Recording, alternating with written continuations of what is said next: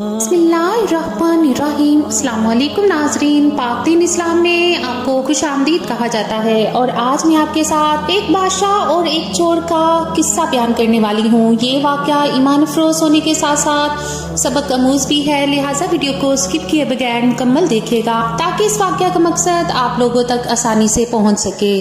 बयान किया जाता है कि एक चोर बहुत उम्दगी से चोरी करता था और सारा माल गरीबों और जरूरतमंदों में बांट देता था। कुछ वक्त गुजरा तो उसने चोरी से तौबा की और गुमनामी की जिंदगी बसर करने लगा। एक रोज अचानक एक औरत रोती हुई आई और कहने लगी कि बेवा औरत हूँ, जवान बच्ची का साथ है, कमाने वाला कोई नहीं, कुछ मदद करो कि इज्जत से बच्ची अपने घर की हो जाए। चोर ने उसे तसल्ली दी और मदद का वादा कर लिया। रात हुई तो अल्लाह के हुजूर गोया हुआ कि ऐ अल्लाह, आज इस गरीब औरत के लिए फिर से चोरी करने वाला हूँ, तू ही कारसाज है। आखिर वो आदमी चल पड़ा। काम छोड़ा हुआ था, कुछ समझ नहीं आया। इतने में एक और शख्स उसे वहाँ नजर आया। मुंह छुपाए उसने पूछा, कौन? काला जवाब मिला। तुम कौन? मैं भी काला। चलो फिर इकट्ठे चलते हैं। क्या है, कोई कर नजर में? चोर ने पूछा। हाँ, वो चले। यूं इस अजनबी की रहनुमाई में एक घर में दाखिल हुए। जब सारा सामान लूट लिया तो अचानक चोर ने कहा कि सामान वापस रख दो। लेकिन क्यों? अजनबी ने पूछा। चोर ने कहा, बस दो और जल्दी चलो। बाहर आकर फिर चोर ने पूछा कि कोई और घर है नजर में, आज जरूरत है बहुत। तब अजनबी चोर ने वजीर के घर का पता समझाया और चलते चलते जा पहुँचे।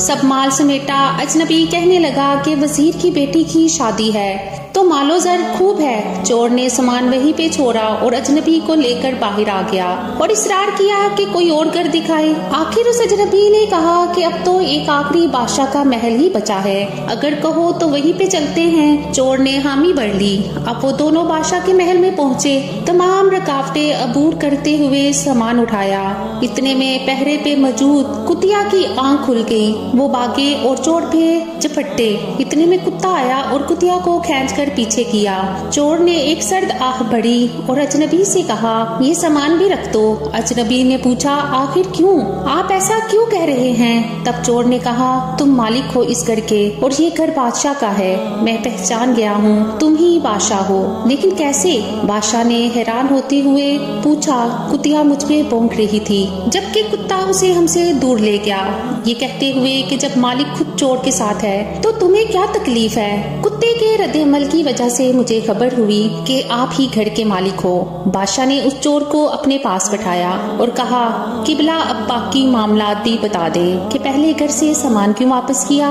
बात दरअसल ये है कि सामान खंगालते हुए मेरा हाथ वहाँ पे मौजूद नमक की बोरी पे पड़ गया और वो हाथ चखने की गर से मैंने चाट लिया। इस तरह उस घर का नमक ख्वार हो गया। आलीजा, मैं चोर हूँ लेकिन नमक हराम नहीं हूँ, इसलिए इस घर का सामान लुटा दिया।